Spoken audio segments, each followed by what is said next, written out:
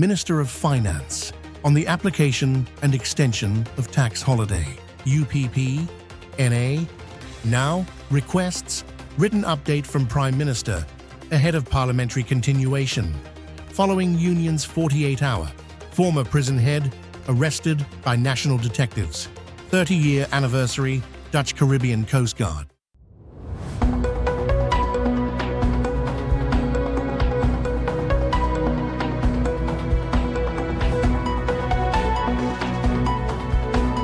From the island, Sint Maarten, this is SXM Daily News for February 3rd, 2026. Question Hour with the Minister of Finance Marinka Gums regarding the LBBH tax holiday applications and fiscal incentives.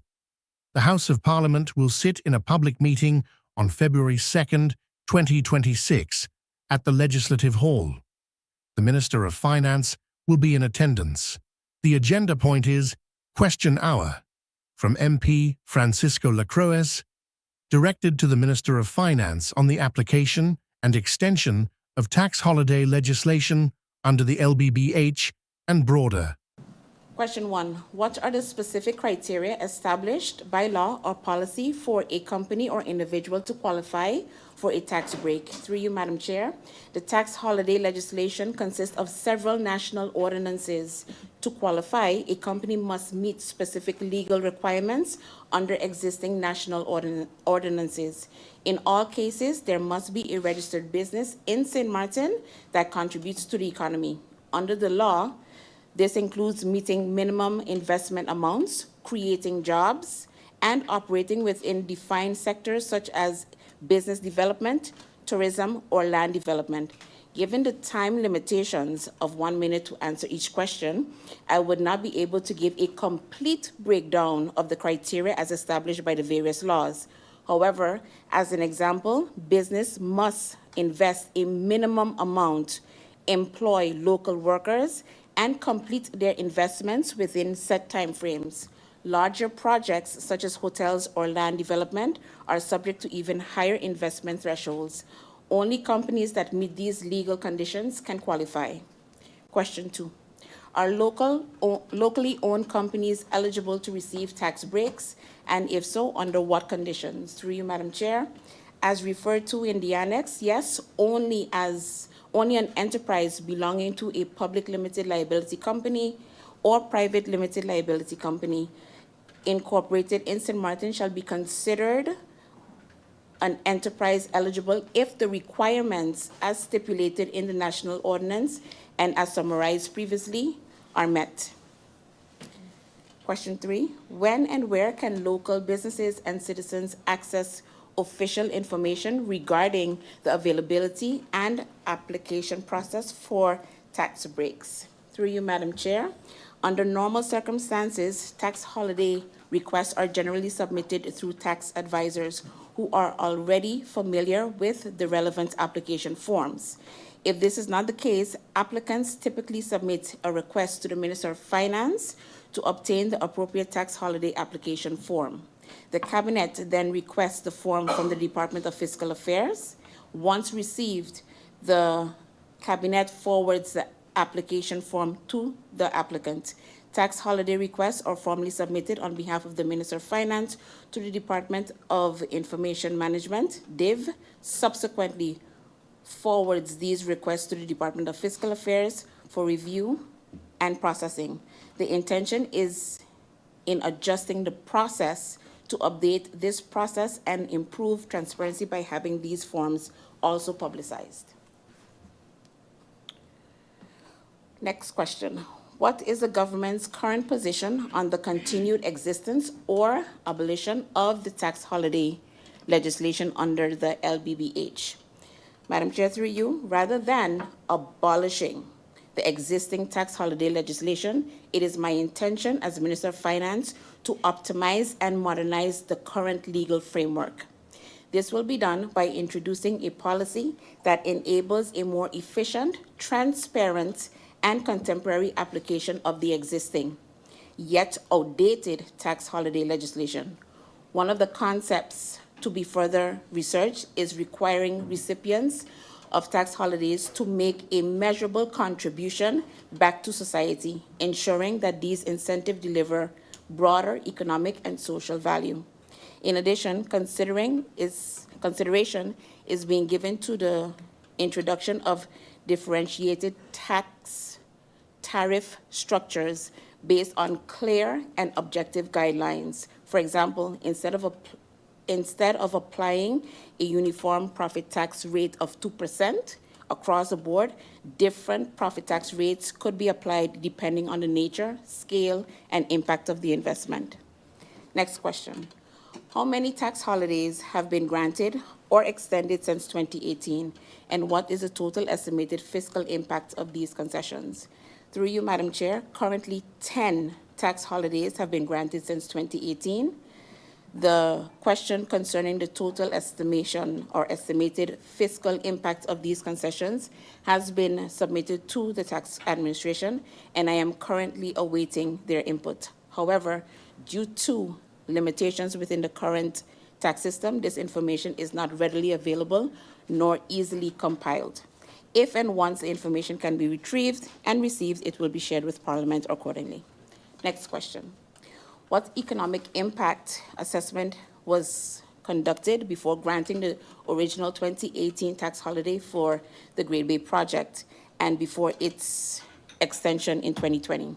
Through you, Madam Chair, due to confidentiality requirements, it is not possible to provide details on individual tax holiday requests. However, in general, each tax holiday request is subject to an economic impact assessment, which includes an evaluation of job creation and investment. Next question. Were the investments and employment criteria stipulated in the original decree fully met before the extension was granted? Madam Chair, unfortunately, I am unable to answer this particular question. While members of Parliament have the constitutional right to ask questions, Article 50 of the General National Tax Ordinance imposes a legal duty of confidentiality regarding individual taxpayer information. In this case, a balance must be struck between parliamentary oversight and obligation to protect confidential tax data. The information requested concerns individual taxpayers, including major investors, who must be able to rely on the confidentiality of their tax information. Disclosing such information could harm St. Martin's investment climate and the country's reputation. For these reasons, I conclude that answering this specific question would be contrary to the interests of St. Martin and must therefore remain unanswered. The MPs responded on the Minister presentation on the application and extension of tax holiday. Madam Chair Lady, I'd like to thank the Minister of Finance not only for coming to Parliament today to answer the questions, but also her due diligence in being able to, wanted to come back to Parliament and actually answer the questions in a way that will be informative to all members of Parliament and others outside listening. Madam Chair Lady, the reason for this question hour today was based on requests that I got from a lot of people asking concerning tax breaks for big companies. But the main question for me, Madam Chair Lady, today is to find out if the minister has any plans, or this government has any plans, to offer locals and local entrepreneurs the possibility to also request tax breaks. This is one of the things that is most important to us here on St. Martin, and being a businessman myself, that not only others from outside come in and get all the nice little, the little juicy perks, but that our people also have the opportunities to receive these. Thank you, Madam Chair Lady. If the minister mentioned that currently there's no possibility to request of an entrepreneur to basically have a CSR, so my question to the minister is, why is then a local family being requested to give up land, build development, fix walls in their request for tax holidays if it is currently illegal? Can the minister confirm if it is currently illegal to request these things of any entrepreneurs requesting a tax holiday? Madam Chair, if the Ministry of Finance tee at the court and the appeals court denied a tax holiday of an entrepreneur. My question now is, why would the government now proceed to still give this tax holiday? Thank you, Madam Chair. That that the tax holiday legislation is outdated, and that she was looking into adding a noticeable contribution to the community as a requirement, and I applaud that.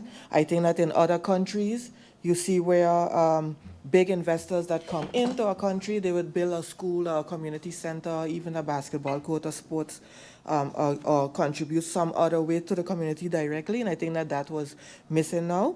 And also, with regards to the tax holidays for locals, we know that we have a crisis in housing in the community, and there are locals who would like to develop their land, and I beseech the Minister of Finance to look into tax holidays also for these local investors so that we could get housing for the people of St. Martin. Thank you. The second MP spoke about local families not being able to get a tax holiday. So there's a trend happening here, and I would really honestly like, through you, Madam Chair Lady, to the Minister, to understand why this trend is basically being set. Because if what I heard the Minister say, and which I questioned, in my head, was foreigners that register companies here get it because it's foreign direct investment. They have to have a locally registered, but I don't see where it says that tax holidays could only go to foreigners who come and create a locally registered company to get that tax holiday. So it's not a level playing field. So I will be the third MP chiming in on that fact that how is it locals are left as second-class citizens when it comes to tax holidays? That's it. See you requesting the floor, and you want to clarify something that you asked. Okay, you think you need to clarify MP Arian's part 2. MP De Wever, I'll allow you briefly to add to the clarification for the Minister. And I'm being specific because, of course, we're tied into questions within time. Thank you, Madam Chair Lady. It's not a public secret. And I don't know if it's very clear the way that MP Ardwell, no offense, mentioned it, because then it sounds like it's a calm decision when it comes to a tax holiday. And a tax holiday is not a calm decision. But if that's what happened with a specific local family, which is a public secret, and I'm not going to call their name on the floor, but everyone knows exactly who it is. So if it's a calm decision because something can be granted to a local family, but it could be granted to a foreigner coming here to register a local company, I just need some clarification on that, Madam Chair Lady. Okay. And so it was just to add on to him. Thank you.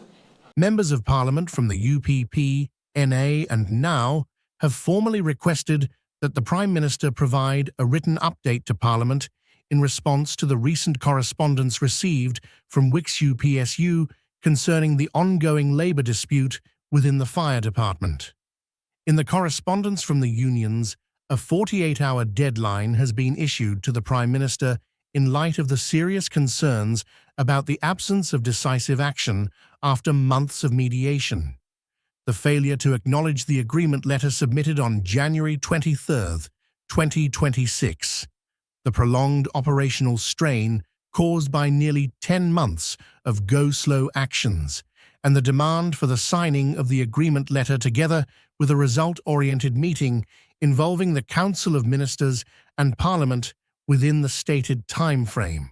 With Parliament scheduled to continue deliberations on this matter, the factions is urging the government to urgently address the escalated 48-hour matter involving the fire department and to provide Parliament with a written update before public meetings continue, so as to avoid further antagonizing an already fragile situation and deepening the ongoing crisis. Members of Parliament have indicated that such an update is essential to clarify the government's current position and intended next steps, provide transparency regarding the status of the agreement resulting from mediation, and allow Parliament to deliberate responsibly and with full awareness of developments affecting public safety. The factions stress that the union's 48-hour deadline underscores the urgency of the matter and wholeheartedly disapproves the manner in which this government is treating our emergency service personnel.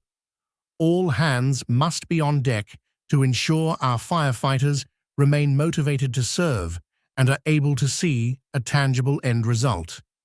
Members of Parliament remain committed to working toward a resolution that restores normal operations within the fire department and safeguards the people of St. Martin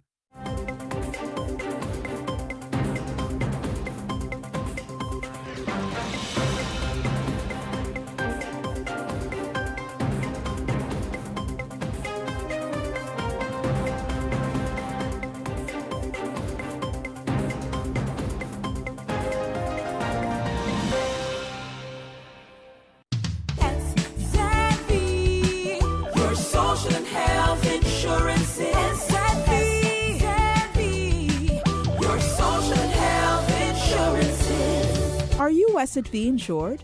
Do you have a valid medical insurance status? Asset V is cardless. Request your My Asset V account today and enter the virtual office of Asset V.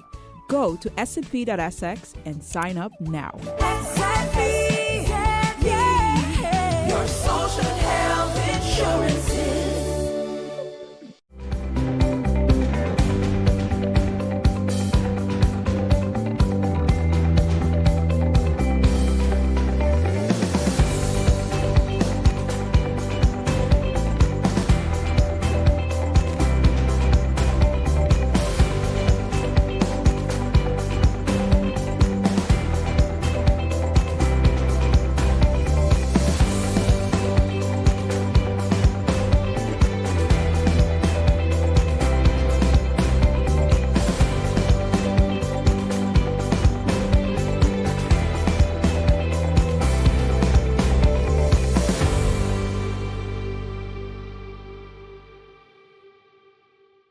The Dutch Caribbean Coast Guard today commemorated its 30th anniversary with simultaneous celebrations held in Aruba, Curaçao, and also here in Sint Maarten.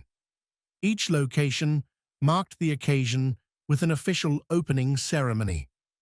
At Substation Sint Maarten, the celebration took place in the presence of the Minister of Justice, Mrs. Tackling, alongside other justice sector partners and government officials. The official anniversary address here in Sint Maarten was delivered by the head of the substation, Captain Randy Pascal. Established on February 1st, 1996, the Dutch Caribbean Coast Guard has grown from a modest, developing organization into a professional, mature, and locally rooted maritime law enforcement organization. Over 3 decades, it has become a cornerstone of maritime safety, security, and humanitarian assistance throughout the Dutch Caribbean. In its formative years, the Coast Guard's development was strongly supported by the Ministry of Defence of the Kingdom of the Netherlands. Through training, expertise, equipment, and operational support, Defensie played a key role in building professional capacity. While this partnership remains strong, it has evolved into a balanced and mutual relationship that continues to strengthen maritime security across the kingdom. A defining milestone in the Coast Guard's history is the transformation of its workforce, where approximately 80% of personnel once consisted of Defensie staff. Today, that ratio has been fully reversed. This transition reflects local ownership, responsibility, and the successful development of regional expertise carried forward by the Coast Guard's own local people. The organization originated from close cooperation between the Harbour Police, the Antillean Militia, and other partner services. In its early years, Coast Guard stations across the islands operated from modest porter cabins, containers. The organization originated from close cooperation between the Harbour Police, the Antillean Militia, and other partner services. In its early years, Coast Guard stations across the islands operated from modest porter cabins, containers. In Sint Maarten, operations began at Point Blanche and later moved to Bobby's Marina. In 2006, these temporary porter cabins were replaced by a permanent facility, marking the establishment of what is now the Coast Guard substation in Sint Maarten. Continuation with more Member of Parliament on the address The Escalating Situation Involving the Nation's Fire Department and Ambulance Personnel at the Legislative Hall of Parliament on January 29, 2026. Last question that was answered by the Deputy Prime Minister concerning the letter that was allegedly received by the Fire Department. I think it was received at the end of November 2025, if I'm not mistaken. Deputy Prime Minister, through you, Madam Chair, can we confirm receipt of these letters, that they were received by the persons from the Fire Department? Because if they were not received, and if I'm hearing correctly, they only have until the end of February to object, then if I'm looking at the time, they only have about 3 weeks to actually read the letters, get some advice if needed, and then also object. So just a clarification as to if those letters were actually received by the fire department staff. Thank you, Madam Chair. Thank you, MP Peterson. There do not seem to be any other needs for clarification except MP Doran just indicating this, so I give the floor to MP Doran. Management accept or refuse the function books, because I heard the minister mention something just now, but I just want clarity on that point, because that seems to be a contention point between the minister and the respective unions.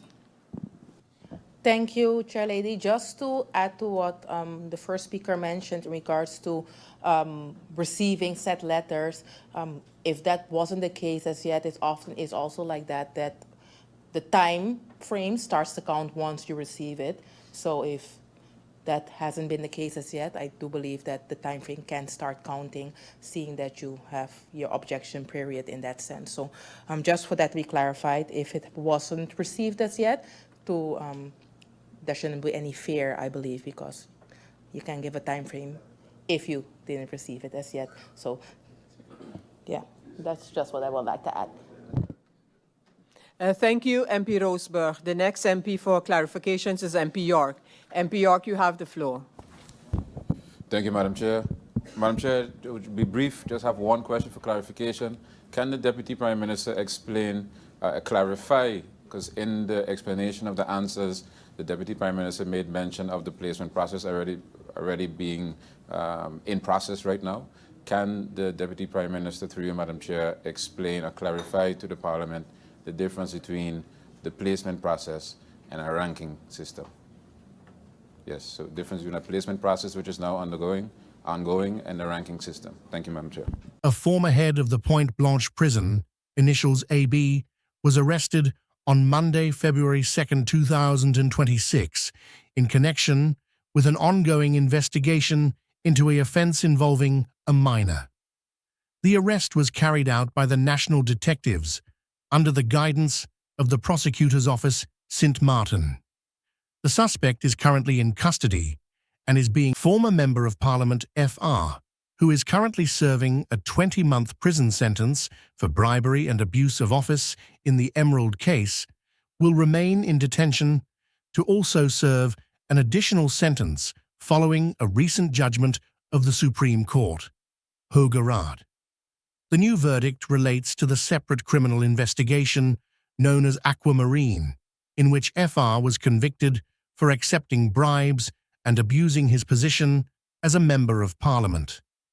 The case concerned corrupt conduct during the period 2013-2019, including the acceptance of payments from private companies in exchange for political influence over government contracts within the telecommunications sector. In its ruling, the Supreme Court rejected all remaining grounds of appeal. This means that the conviction and sentence in the Aquamarine case have now become final and irrevocable. As a result, FR was formally informed that he will continue to serve his current detention in order to also execute the sentence imposed in this case. The prison term is 19 months. FR has been incarcerated since March 2025 following his conviction in the Emerald investigation, which concerned bribery and abuse of office in connection with harbour dredging projects and resulted in a 5-year disqualification from holding public office.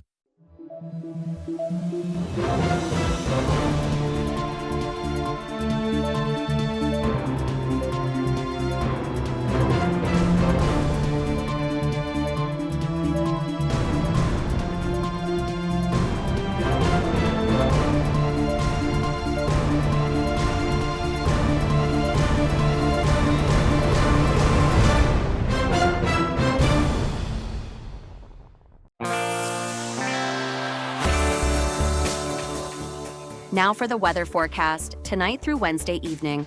Generally cloudy with isolated showers.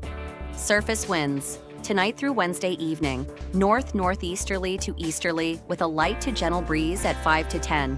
State of the sea, slight to rough waves, swells, 3 to 8 feet outlook through Thursday evening. Partly cloudy with brief showers likely. And now your 3-day forecast.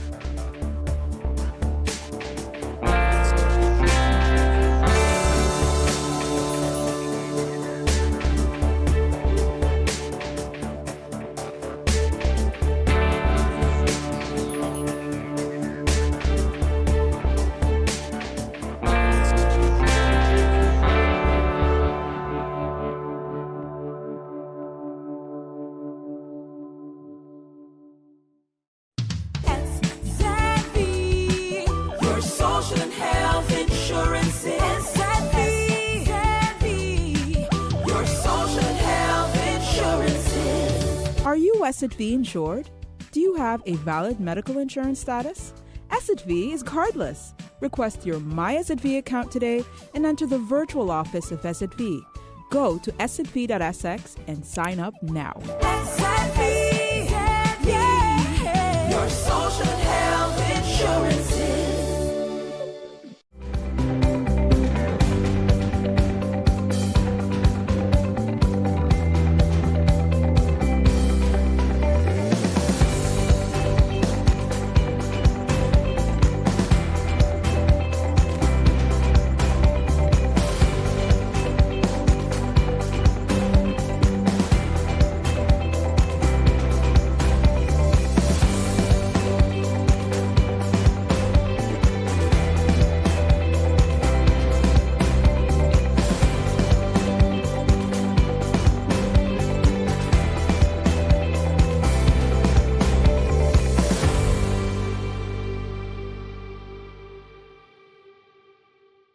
President Louis Mussington's 2026 New Year's greetings.